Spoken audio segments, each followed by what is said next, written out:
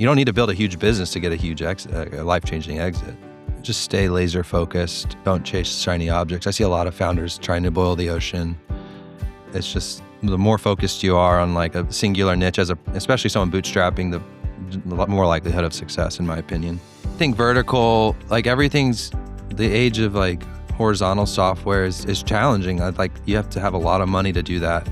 Whereas these vertical SaaS products and niches, there's just so much opportunity in a lot of these, real estate in particular. PropTech in general has got a lot of niches that can be solved. You don't need to build a huge business to get a huge exit, a life-changing exit. Hey, everybody. Welcome to the Practical Founders Podcast, where every week we hear an amazing story from a serious founder who built a valuable software company and did it without big funding. I'm your host, Greg Head, and this week my guest is Will Caldwell, the CEO and co-founder of Snap, NHD.com. NHD stands for Natural Hazard Disclosure, which is a required disclosure in California when you buy or sell a house or get a mortgage to make sure that it's out of a fire or a flood or earthquake zone, or at least it's declared. It's part of the whole process. It's kind of a data play in the real estate market, and now they're in flood disclosure, which is also part of the process around the United States.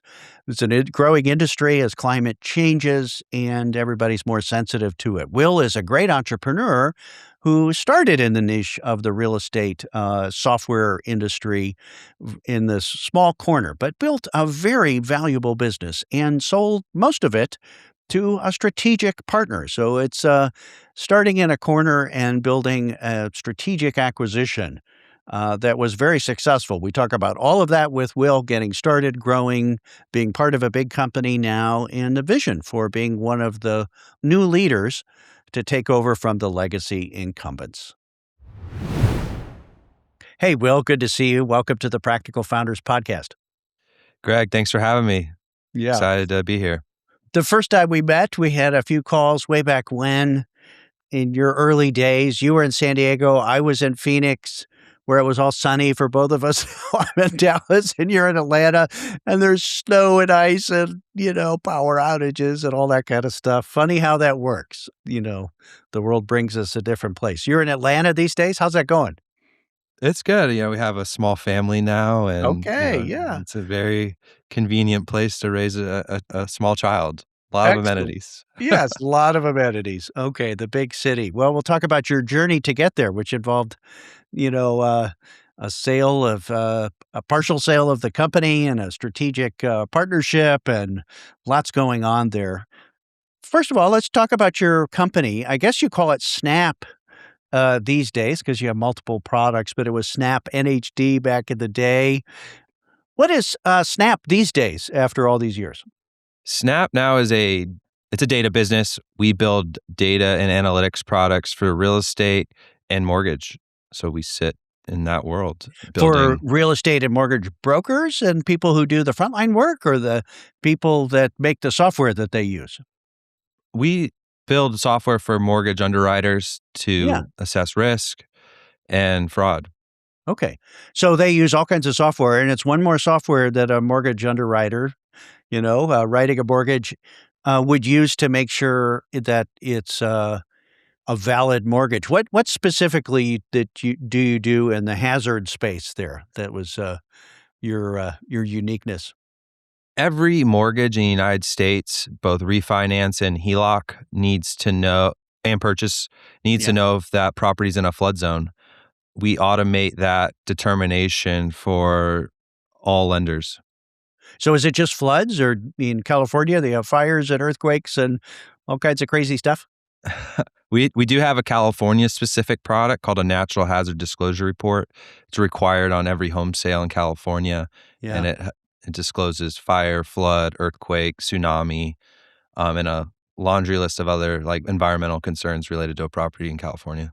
So a mortgage writer, somebody wants to buy a home, they go to a mortgage business, somebody wants to give them a mortgage, they're going to go check that address, and there's a whole, let's say, assessment of the fire, flood, earthquake, et cetera, risk that comes from the data that comes through your services.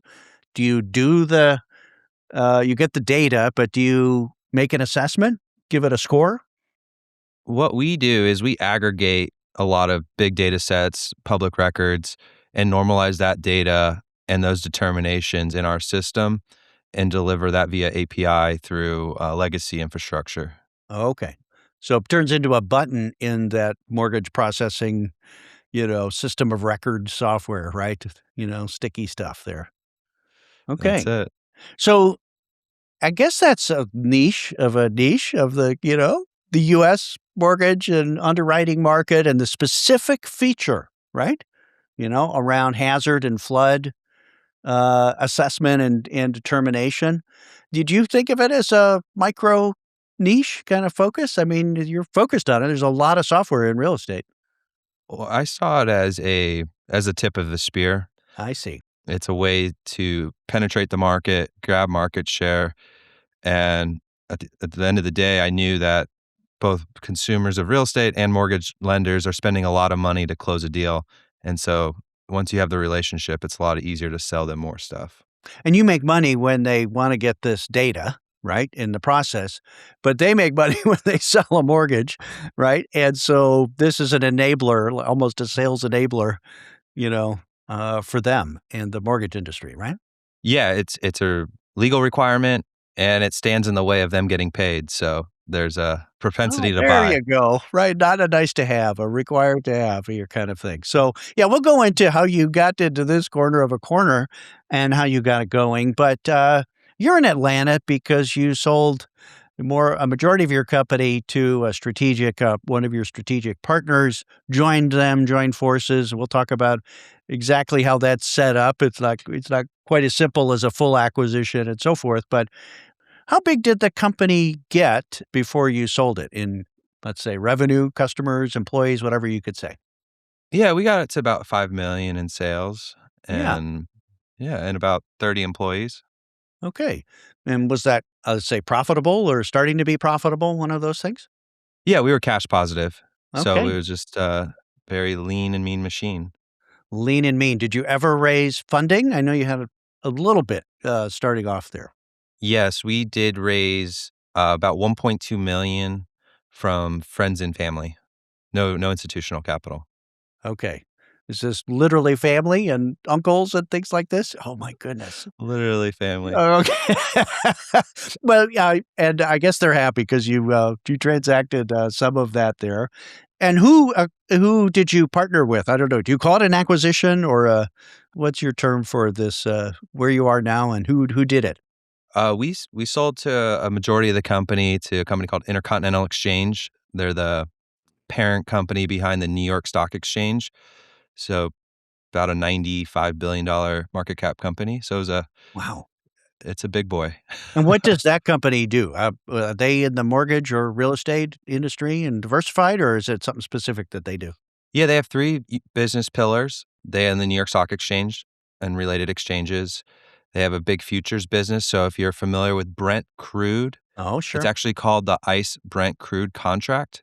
They own that futures contract. Wow. And then they call it ICE Mortgage Technologies. So they've spent about $26 billion basically vertically integrating loan origination and servicing through acquisition. So the big diversified players is what it looks like on top. We got these mega industries, the New York Stock Exchange and everything. I mean, is this like what every mortgage broker uses, like all the systems, and they pay big money to run these systems and run their mortgages and do all that stuff? I would say they're definitely the dominant player in the Okay. space. I don't know their exact market share, but Yeah, yeah, uh, I would say most mortgage lenders are touching an ICE product at one point through the yeah. loan life cycle. Okay. The big strategic buyer there would you also consider them like the legacy incumbent player, right? The big gorilla, right? That you did a deal with and right? I would have to say they're the big gorilla legacy player. Yeah, legacy could be the leader, the established leader with the big defense around him, right? So Yes. that's it could be used nicely in some terms here. So we'll talk about your deal. You didn't sell all your company, and you moved as well. And when did that happen? How far back was that? You talked to you around when that happened. We closed in October of 2024. Okay. So it's been a little while. You're settled in.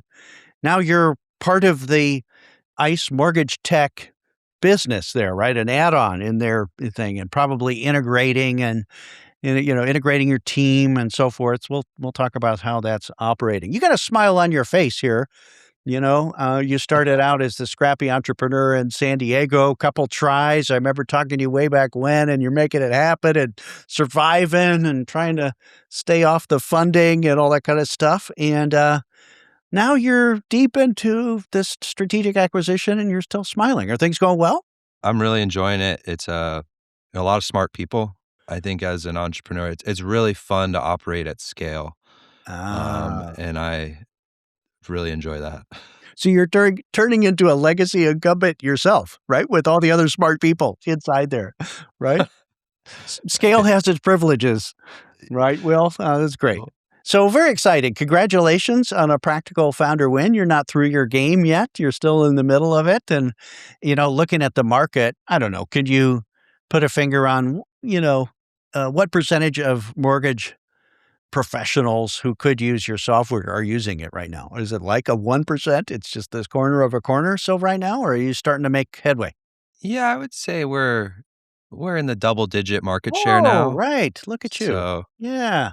we're becoming a player. Yeah. So So we're did you getting when you there. started your company, did you say, "Someday everybody will be doing this and we'll be the leader," or did you have those kind of lofty thoughts that now you're kind of in the mid-journey, halfway up the mountain, starting to think this way because it's actually happening? I didn't think that. I think Okay. Yeah. I thought I just wanted to stay in business and grow and Survive. it wasn't, I didn't become an entrepreneur thinking I was gonna sell flood certs for a living, It's Yeah, that's just right. it Yeah, was a flood it was a certs. me Yeah. yeah. That's great. Well, yeah, you didn't dream of that when you were growing up to sell flood certification software to mortgage professionals, and be part of the big corporate thing. So, how did you get started? I know there was you have an interesting background, and this isn't your first software company. How did you get started with all this? Where did it come from? I think at the core, I'm more of a competitor. I like to win more than anything. I think, I always wanted to be an entrepreneur. I just didn't know what I was gonna do. I think I got the bug in college. I went to University of San Diego, and right around 2012, the App Store was coming online, Yes.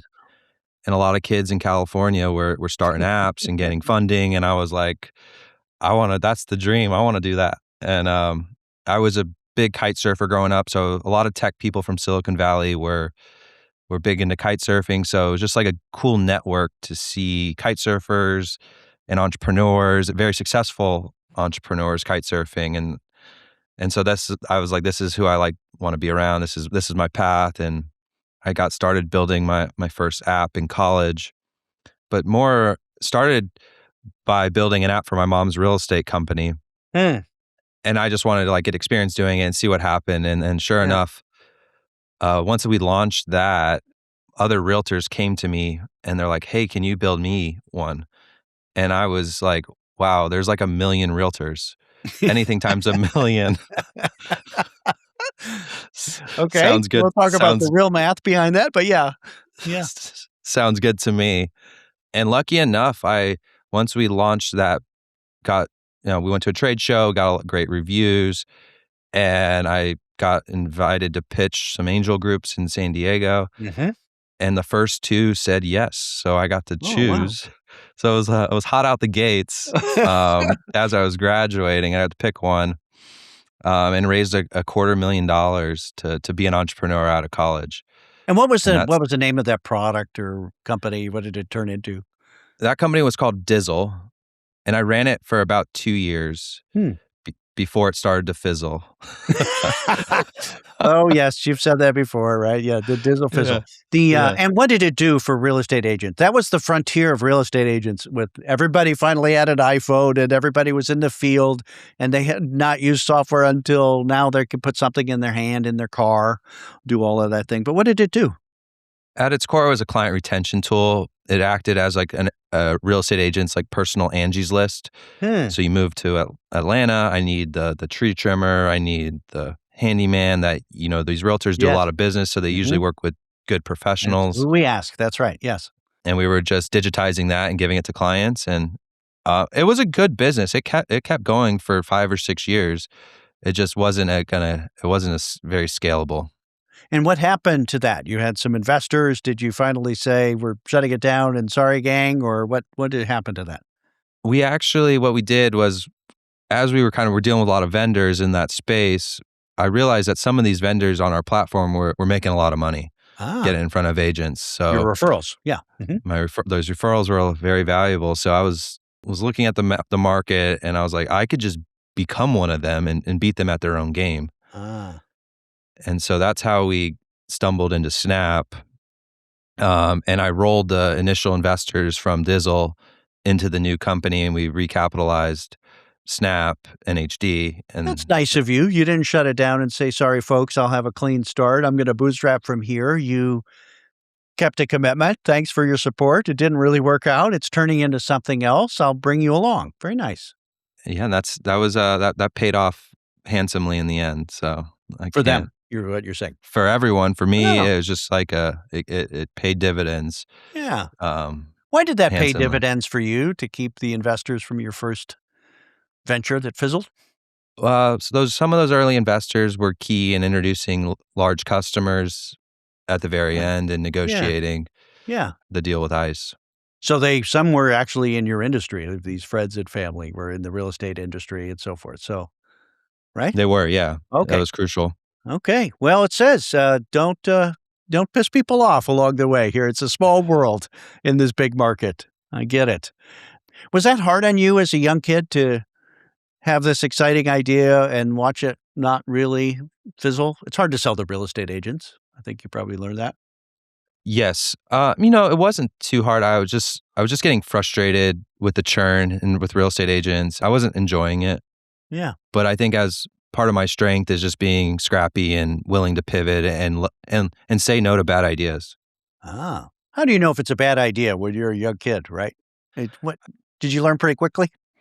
Yeah, I think for me, like I became infatuated, not necessarily like I love technology, I love what it can do, but I think I really love like business model design and Yes. that's what keeps me excited. This episode is brought to you by my friends at LaunchBay. LaunchBay is built for B2B software companies where client onboarding is hands-on and messy. Think data collection, setup steps, approvals, training, and customization. If you're currently juggling onboarding through email threads, spreadsheets, shared docs, and way too many check-in meetings, LaunchBay pulls all of that into one clear system. It gives both your team and your clients full visibility into what's happening. It automates follow-ups and approvals and helps you onboard customers faster without adding more people or process overhead. Hundreds of practical software companies use LaunchBay to deliver a consistent, professional onboarding experience every time, so customers get value faster and teams stay sane. You can check it out at launchbay.com/practical and get 25% off the first 3 months of any LaunchBay plan. Now back to our podcast. So what was the problem with the Dizzle business model? And what were you looking for trying to create with Snap? I wanted to be in a market that was defined. I didn't like creating a market. It wasn't my strength. Uh-huh. Um, I felt that I could compete much better in a market that there were these products were well understood. They were already on the Yeah. P&L, Or in and it was budget. The established category. We call it the red ocean. It's kind of crowded, but you could compete well with them. yes. And so real estate, I knew the space, not a lot of innovation, and people liked the new shiny thing. Okay. What is it that got you to this fire and flood, and earthquake hazard discovery? What was the epiphany, or was it one of the many use cases out there that you evaluated? They were actually paying us at Dizzle, a few $1,000 a month to advertise on our platform. And I was just like, Another player, you would say. another player. Yeah. And then we called him one day and I was like, "What do you guys do?" And someone on the other line says, "All we do is sell a $95 piece of paper." And I was like, "Oh, you told the wrong guy that." Yeah, this sounds like a better deal, and it sounds like it's required, regulated, compliance. It's not a real estate agents notorious for trying a lot of things and not sticking around with, much software, but this was a sticky version. Was that like one of your business model epiphanies? I'm gonna do the required thing, right? Or Yeah, I heard that vitamin versus painkiller. yeah. And I was like, painkillers sound way better right now. And I was just trying to survive as a 26-year-old entrepreneur. Yeah, that's right. So, how did you get going with this here? Did you raise money first, or did you just, prototype it, or how did you get started? Yeah, it was a good question. One of my Dizzle customers, we were at a conference and I was telling him about starting up, looking at these hazard businesses. They were interesting. I wanted to not raise a lot of money, just get off the ground, raise one round and go. Mhm. And he's like, "Hey, we should just start one of these things." And he ended up writing the first $100,000 check to recap the company and help. And he was in the business, so he could, direct business our way and get us kind of the flywheel in motion, Ah. and brought in a few other early investors, and I think we raised on the initial round like 500 grand to get going. So you had raised money for Dizzle, and now you raised 500 grand for Snap. And simply, how did you bring the previous investors over? The recapitalization. What did that work? Was there a negotiation and I don't know, an equation to move one into the other? No, we just kind of brought everyone. We diluted people, I think, by half to bring them Yeah. in to recap the business. But yeah, Yeah. it ended up working out So we're at going the to end. keep going with this other thing, and you can join us, with a little subset of your, original portion. We're not going to keep your original equity percentage. Yeah. Exactly, and people Yeah. were cool. I was like, "This is Yeah. what we Okay. have to do," and very It's okay. upfront There's about it. always a way, right? You got this thing going. How long before you got revenue and, people could use the software and you got data? I mean, sometimes in the data play, you got to get all the data first before you could sell one. Was it a little bit of that mountain? Yeah, so we jumped into this business basically buying the data in bulk, packaging it, but with the very intentional from the day one that we were going to aggregate this data ourselves and cut out the middleman. So you were able to Um, buy the data and just broker it and just play this game, and eventually we're going to go get the data. yeah, so that was like our first. So we got to market within like 6 months Okay. of raising that cash, and that business just kind of like took off. So was this like a $95 report that you were able to get the data and deliver the assessment? Is it like a push a button transactional kind of business? Yeah, it was really the margins were really attractive, like a 90% gross margin business on the data side, on the Oh, data great. costs. Yeah. So it was just you just needed volume and you could generate cash flow pretty quickly. And So that it was was really even that kind of attractive. margin when you were buying the data and playing this game, and then you could go get the data someday and make it even higher margin.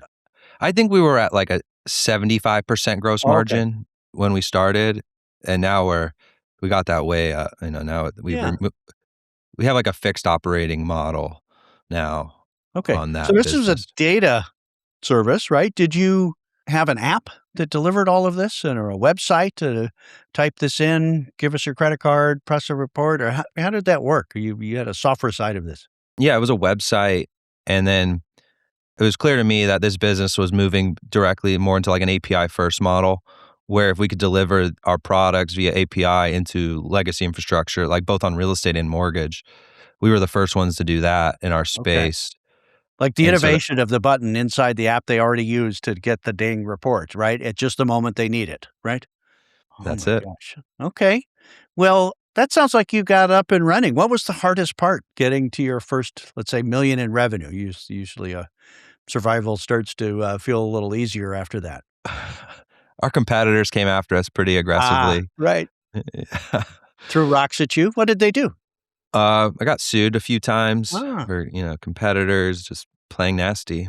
For no reason, like, cease and desist or, throwing rocks at you.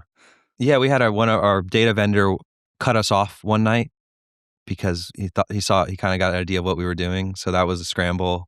Uh, Oh. Or so did they have a competitive product and you were using the data or? I think he saw us as encroaching. If we were to build it ourselves, we would be competitive and Oh. knock him out. But we were able to get a working prototype of our own data set in time to So you got survive to that. hurry on and go get your own data and declare your independence. What was that like? I mean, do you scrape data or are there a variety of data sources, that make this tricky? Some of the data is easier to get than others. The real hard part was tax information from the county tax assessors. Like at some of these places, you have to write letters today, and To they request. mail you to request, and then they mail you a CD-ROM, and that's how it Oh my works. gosh. Is that like a public information request kind of thing? So Yeah, you do a the Freedom of Information Act wow. requests, and then but not only is that the difficult part is once you get the data, it's understanding it because it's in really bizarre formats. And everyone's different. 30 counties in California are the same, and everyone else is a lot different. Wow. So, I don't know, was that like hand-to-hand combat, you and your college buddies, like, looking at these CD-ROMs and finding a way to get it in the data, Well, repository? we had another lucky break. One of our customers signed up for our service. It was actually Berkshire Hathaway. Oh, fun. Um, they had their own natural hazard business that they ran internally, and they outsourced their production and the software. They didn't have really software. Mhm. They were doing these reports by hand, and they signed up for our service to basically digitize their whole op, and Yeah, it uh-huh. worked great. Yeah. And because they were doing it so manually, one of the guys there that we ended up bringing on as a partner, he's like, I know tax data. I was like, get out.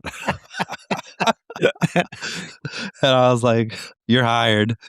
You're coming on over here. Yeah. And he moved from Fresno to San Diego, and he's still with me today. What year was Um, that, roughly, about that time?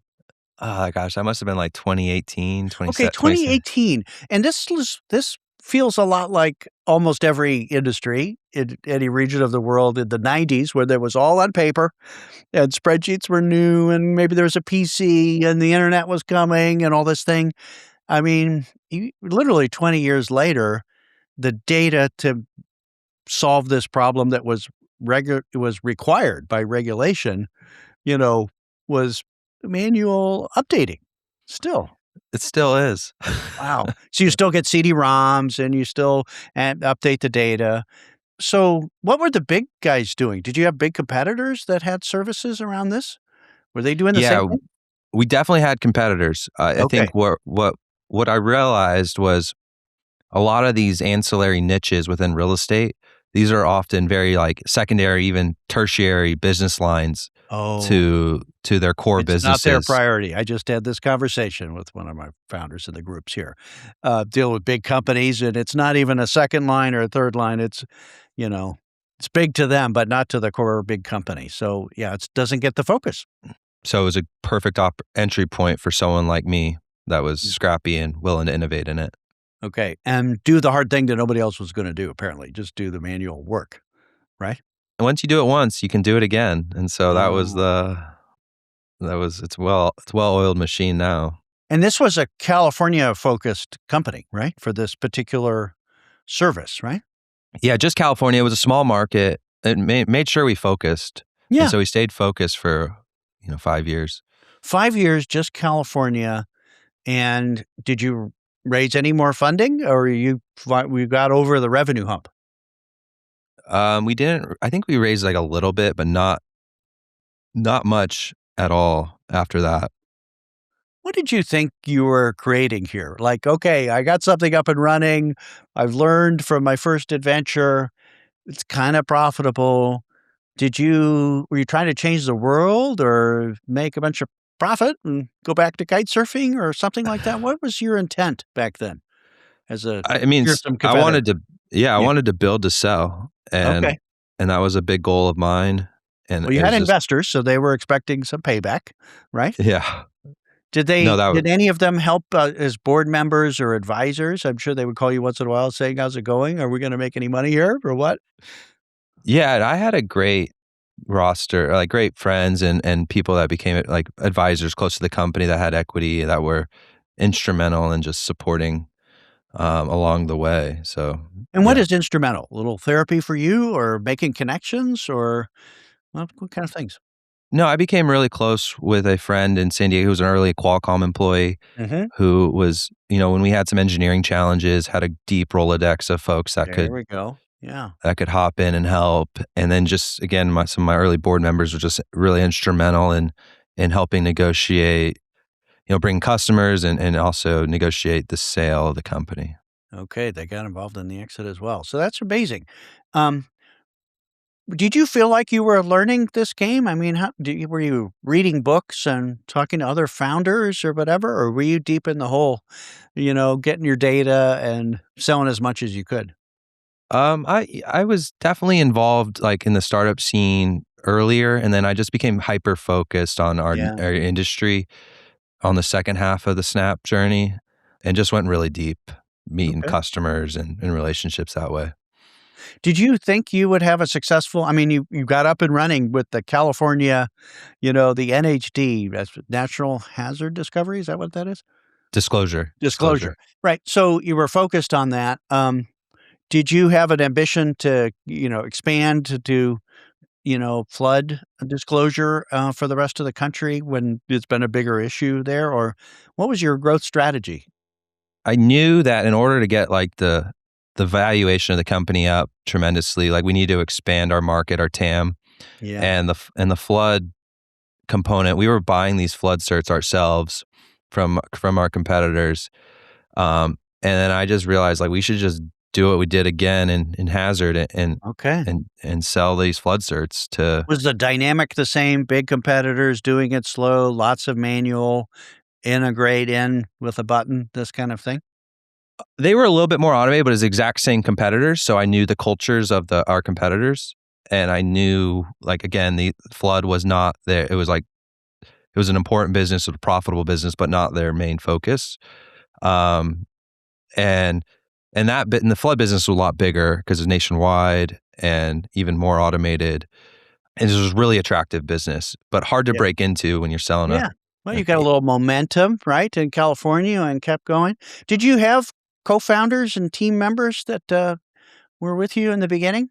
Help you get this started? we did, yeah. Yeah.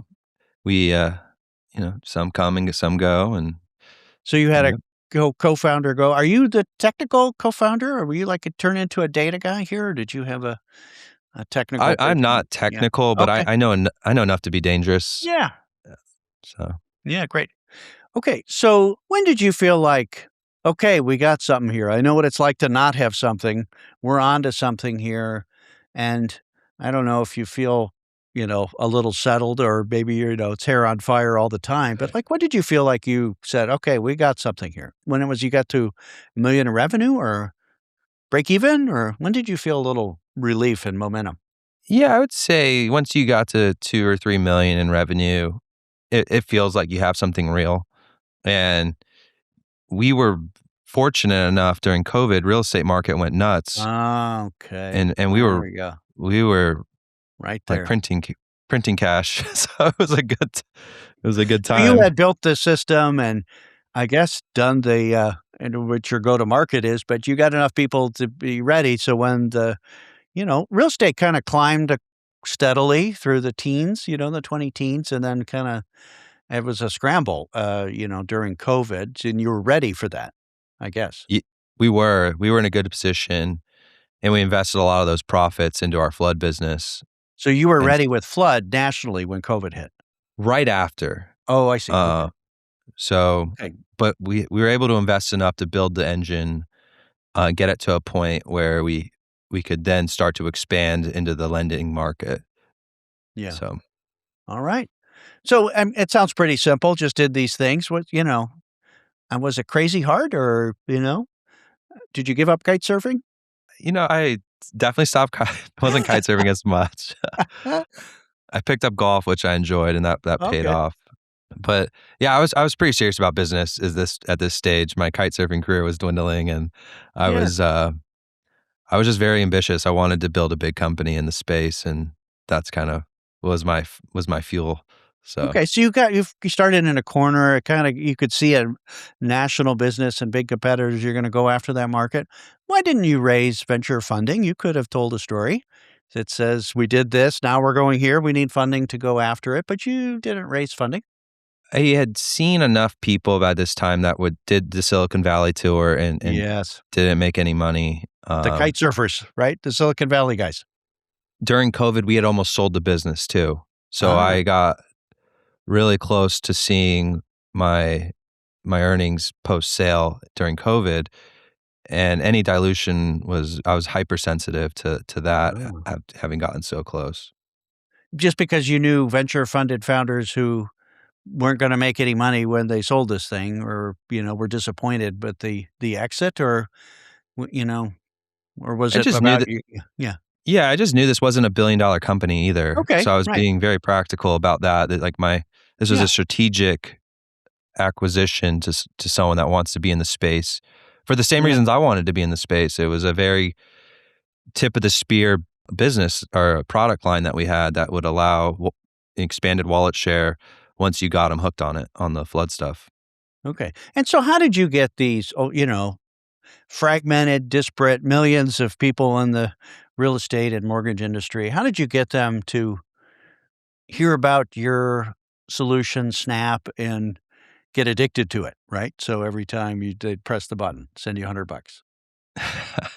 Well, we started out with on the hazard stuff, it was just we hired a lot of sales team. It was very sales heavy on the California business. So we have just, it was all like trench warfare fighting for real estate agents to use you, kind of like the title business. Mhm. Whereas in the mortgage business, it's very much more top down, where if you get the head of the CFO to say, "Hey, we like the savings, turn it on," you get the whole business. And so that was Ah, like I there we was go.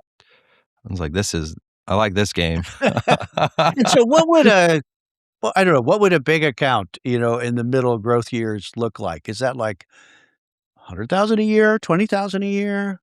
I would say like a good account was, $20 to $50,000 a year Okay. ACV. That's better than one-off. And so an individual mortgage broker, they would do a certain amount of transactions and press the button for more than that, right? Something like that. So, was it like thousands of dollars per year for a one-off that could turn into 20 or 50,000?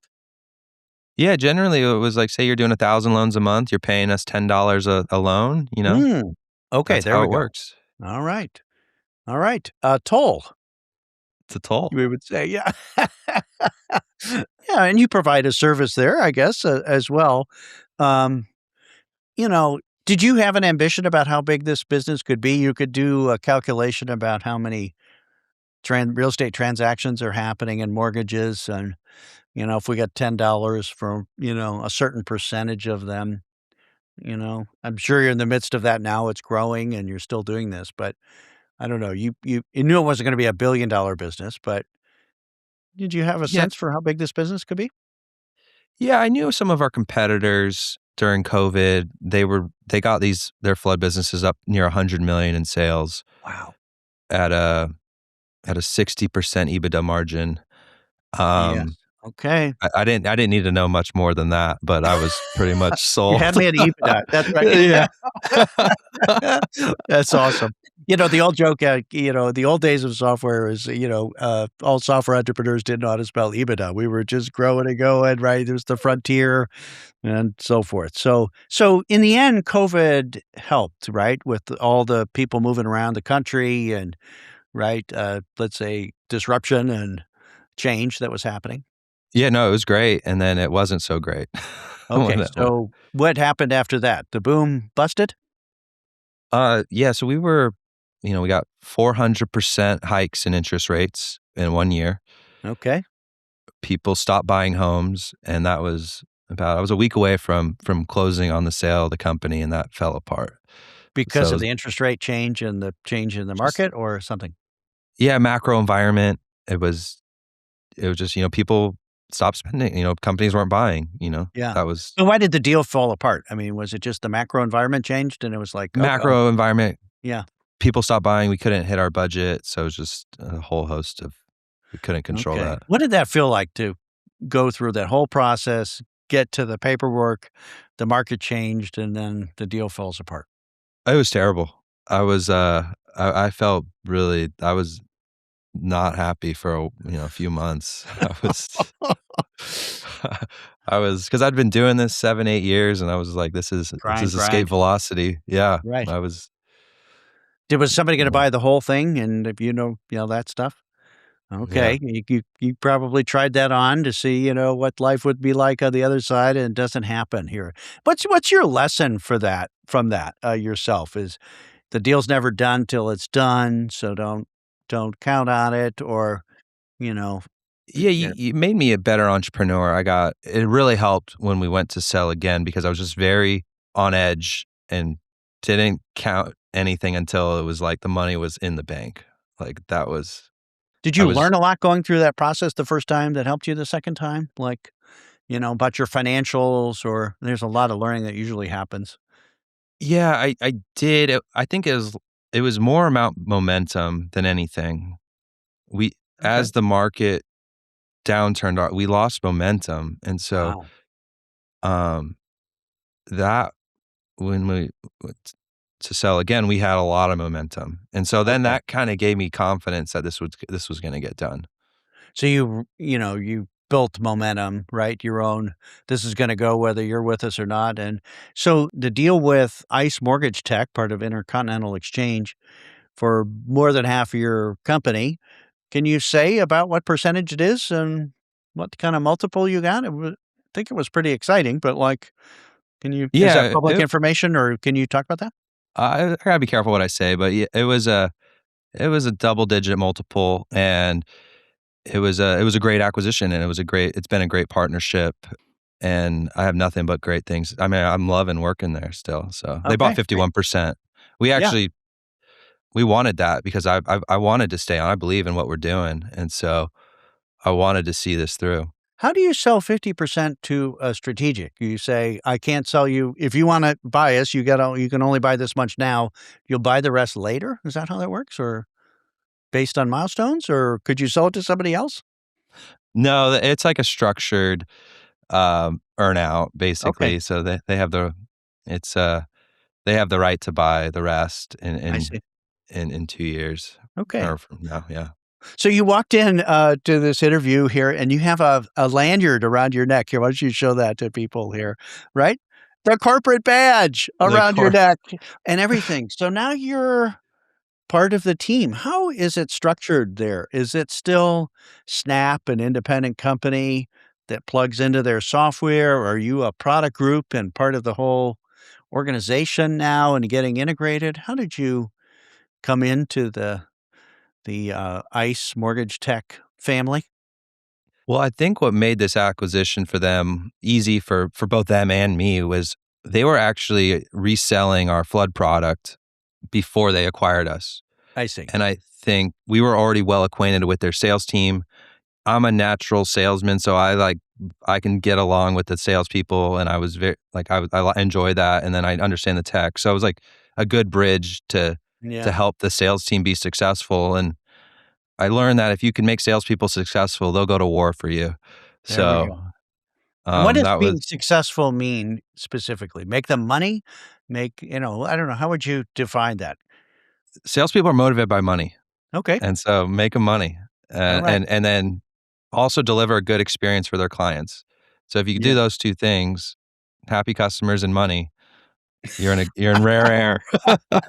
Okay. Did you think that you would someday get acquired by one of these partners? You familiar with their sales team? You were plugging in, integrated into their system, and everybody knew you and all that. Did you imagine that this could happen someday? Were Yeah, you working that?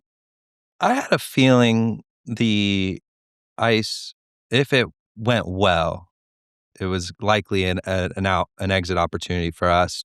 Yeah. I didn't think it would go as well as it did. As terms of like, because reseller partnerships in general are Yes. challenging. Yes. but this one, in the rare instance, really worked. What was And worked about it? There's a lot of founders I know are doing these kind of partnership deals and trying to get integrated with the sales team and have their sales team sell the add-on, and it's usually very difficult and slow, and there's not enough incentive for everybody, and there's difficulty in the sales process. But what made it work? the product was good. Like it worked really well within the ecosystem of ICE. Like it was seamless. But, So like, that it's was not like these salespeople are gonna sell something for $50 or something like that and make a lot of money. Like, was it just a facilitator to do faster business of the billions of dollars that, they transact? yeah, it was just like it saved the client money. So you Okay. got to remember we're in a high rate environment. Banks are Okay. going out of business, Ah. and anything that you could come to your clients and be like, "Hey, we can save you a little bit of money." You look like a hero, and it was easy to install and turn on, and it just took off like from day You one. had a simple story. You know this problem, just do this, you'll save money, it'll work, it's great. Like, I don't know, how long is the sale for this, like, to a salesperson or I don't know, like, is it is it complicated or you're just plugging in? Okay. It's pretty easy, Okay. and it can be like a one call close to just a few calls, and it Yeah. takes 30 minutes to implement. 30 minutes to implement, right? Okay. Was that kind of your focus? Let's make it easy. Let's make it magical. Let's make it simple, right? That's a competing in a space. We're doing it better, stronger, faster, right, than our competitors, right? Is that your angle? We're just going to do it but way better? Yeah, better, faster, cheaper. We're in somewhat of a commodity market, so just like the way you compete is just on customer experience, and Okay. our competitors tend to forget that. So if I were to ask the executives at ICE, the mortgage company that bought your company and the right to buy the rest, like why they bought you, what would their line be? I think there was good product and good culture fit, Hmm. so I think But, that like, was like, why we're spending money. See, they had to answer to somebody, "Why are we spending this money?" the product allowed us once we sold them on flood, we could then sell a lot more because I think ICE was buying a lot of companies at this time, and they're all new products. But once you get comfortable with one add-on, it's easier to sell two and three Yeah. and work that angle. Okay. So they could sell more add-ons, and did it help them close more of their core business faster, or it's really about this upsell revenue? It's more about expanding wallet I see. share. There we go. Yeah. Yeah. Everybody's strategy, these days. What was your biggest surprise about this acquisition? You finally got through the deal.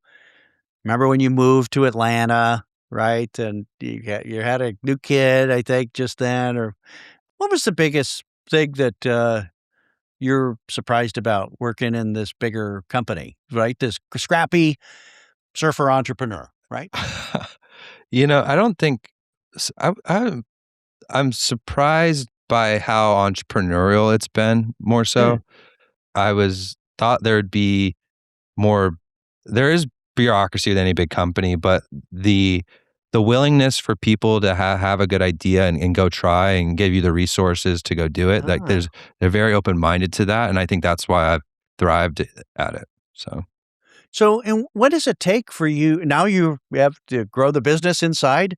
I've taken a couple companies inside the strategic that bought us, and then you realize the main mission is to plug it into the company and, and eventually it'll reach back out to the market and so forth here. But, do you have growth goals and, you're now executing through other teams, I guess, to make this happen? Or how does that work to grow the business? yeah, so the way we've been growing it is it's still my dev team and our product strategy growing. We just have the fortunate, we have a few hundred salespeople from ICE selling our stuff. We know what to build. Thoroughly vet what we're going to build next. We pre-sign customers. And so as an entrepreneur where you don't have to worry about the demand side of your business. You just got to build a Uh, solid product. It that's is a the fun. strategic story, meaning, gosh, it's so hard to find customers. We have the product, it's so hard to find customers. And there's that big strategic with 10,000 of these. And if we just had 2% or what, whatever, 20%, is that starting to work out on the other side? Yeah, I would say it is. Yeah. Wow, the distribution game. All we need is the distribution. And they paid a premium for your company. That's why they'd pay a premium because, that match up of a strategic and a startup that happens there. Who do you report to in this business? Who's your boss now? We have a board. Oh, It's okay. made up of the president of ICE Mortgage and then a few other high senior execs at ICE, and it's just Okay. been great. You get Okay. FaceTime So with you're not them. part of the whole system. It's a little bit of a, you know, next to the buildings little company that we mostly own. And, come on, it's My the home team. my badge is green. Everyone else's is blue. So Oh, I got right. the And what does contractor that mean, badge. Will? What does it mean to have a green badge? Not quite in the family? I'm not quite in. I'm not on the Microsoft Teams distribution list yet. So Okay. Well, that's really fun. And I mean, you're actually enjoying this. Like, not many crazy founders, get into there. I guess they're entrepreneurial enough. When you said culture fit, what does that mean? What, like, well, Jeff Sprecher is the founder, and he's still the CEO, and it's just an entrepreneurial culture, and it fit me well because I get the sense that ICE is, coming from a scrappy bootstrap. I still run the company that way, and uh, so it just fits that culture. So if you're not used to like doing a lot with a little, it's going to be a place to. It's not for you. I think it'd be challenging. So it's just that's what yeah, I'm so used they to, and still have that's an entrepreneurial culture and a sales culture, that enough to do that. So very exciting for you. How did your life change when I guess you've won some of the prize here. You sold 50% of your company for double-digit multiples, and you're in a whole new place. You could buy the house in La Jolla that you walked, past all those years, right? So, yeah. how does your life changed? I mean, it was life changing cash. I Yes. will be honest. It Yeah. was a lot of money. It's been great. I mean, we sold the company on Monday. We had a baby on Friday. So my wife doesn't have to work anymore. It's been a blessing. Okay. And you'll get another bite of the apple, as we say, someday based on milestones or, something like that? Are they Yeah, there's a formula to calculate the second half, and everyone's already agreed on it, and yeah, we gotta just keep selling. So it's everyone's incentives are aligned. So that's what I there we like about go. it. That's, the key to it. Well, congratulations, Will. I talked to you back in the day before I started Practical Founders, and you were, doing this crazy thing and it was going. And, now you've gotten through another phase and you're not all the way there yet. That's very exciting. And there's another entrepreneurial scene and startup scene for software in Atlanta as well. When you talk to founders these days, and you've kinda made it up the hill, right? You've got a milestone and maybe a bigger check than most of your VC-funded founders would, get in the end, as well. What is the most typical advice you have for them about getting through the early phase? And there's all kinds of ways to do it, but what is the most typical advice you have for early practical founders? Just stay laser focused. Don't chase shiny objects. I see a lot of founders trying to boil the ocean, and it's just the more focused you are on like the singular niche, especially someone bootstrapping, the lot more likelihood of success, in my opinion.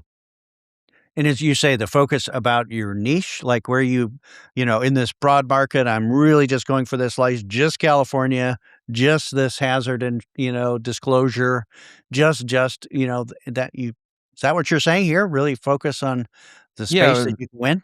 yeah. I think vertical, like everything's. I think the age of like horizontal software is challenging. Like you have to Yes. have a lot of money to do that. Whereas these vertical SaaS products and niches, there's just so much opportunity in a lot of these, like real estate in particular, and prop tech in general has got a lot of niches that can be solved. You don't need to build a huge business to get a huge a life-changing exit. So That's the practical founder lesson right there. You get the t-shirt, man, right there. You don't need to build a huge business to get a huge exit. They could have said it better myself here. Well, it's great to see you. Thanks for sharing your story of Snap that didn't fizzle. like fizzled. It's great to see a smile on your face here. And you were a little stressed when I talked to you back in the day. And, it's a little easier now. I know you got big goals and big vision. But thanks for sharing your story on the Practical Founders podcast. Thanks, Greg.